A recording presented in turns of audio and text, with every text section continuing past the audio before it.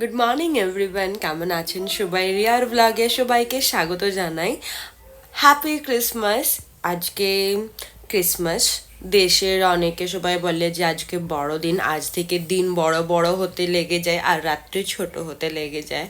তো আজকে আমরা বিকেলে সেলিব্রেশন করব আমাদের ক্রিসমাস সেলিব্রেশন। এখন আমরা ঘুম থেকে উঠেছি, এই যে আমার বোন এখনো শুয়ে আছে।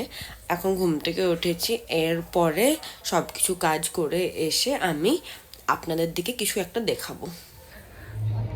এখন আমরা ছাদে বসে আছি। এখন 1টা বাজে। আমরা ব্রেকফাস্ট করেছি, আর কিছু খাবো না। আমরা দুজনে দুটো দুটো পরোটা খেয়েছিলাম ব্রেকফাস্টে।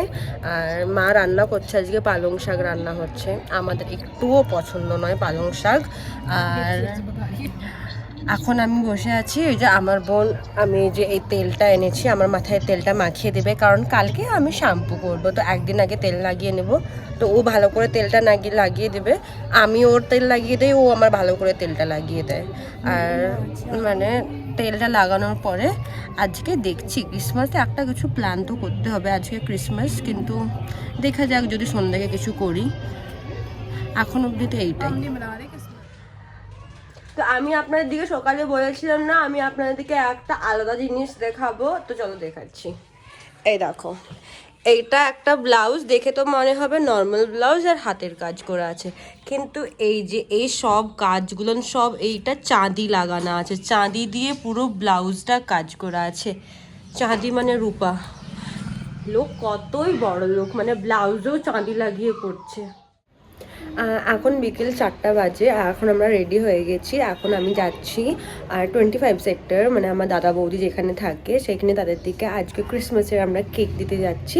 সেখান থেকে তারপরে মা রাস্তায় আসবে, সেখান থেকে আমি, বোন আর মা তারপরে যাব একটু শপিং করতে, তারপরে বাড়ি আসবো।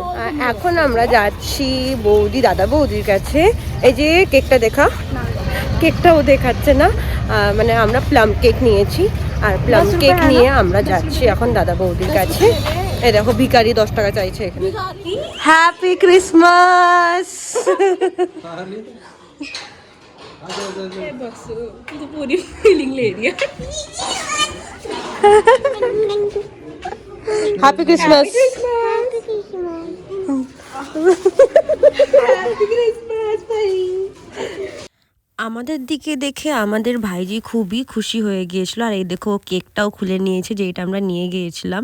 আর ও খুবই হ্যাপি হয়ে গেছিলো। তারপরে বৌদি এখানে আমাদের দিকে কফি বানিয়ে দিল, আর দাদা এনেছিল সমোসা। ওখান থেকে আমরা চলে গেলাম মার্কেটে এসে দেখলাম কত সুন্দর সুন্দর শীতকালের জিনিস পাওয়া যাচ্ছে। এইখানে শীতকাল মানে শীতকালের জিনিস পাওয়া যায়, গরমকালে কিছু আর পাওয়া যায় না, দেখতেই পাচ্ছ। আর এই দোকানটাতে ফোনের কভার আমি কিনি, আর ফোনের কভার সত্যি খুবই সুন্দর সুন্দর প্রিটি পাওয়া যায়, আর সব ধরনের পাওয়া যায়।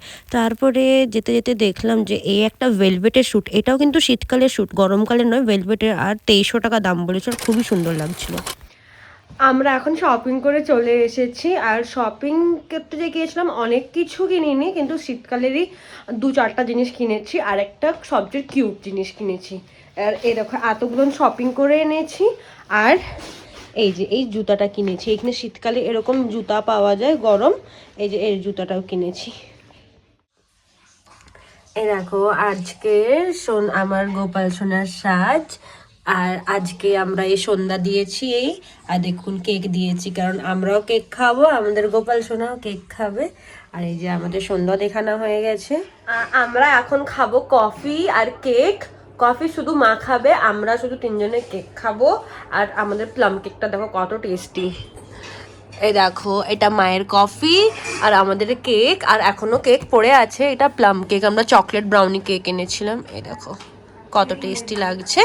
আর এই দেখো এই কফিটা কিন্তু এই যে আমার বোন বানিয়েছে।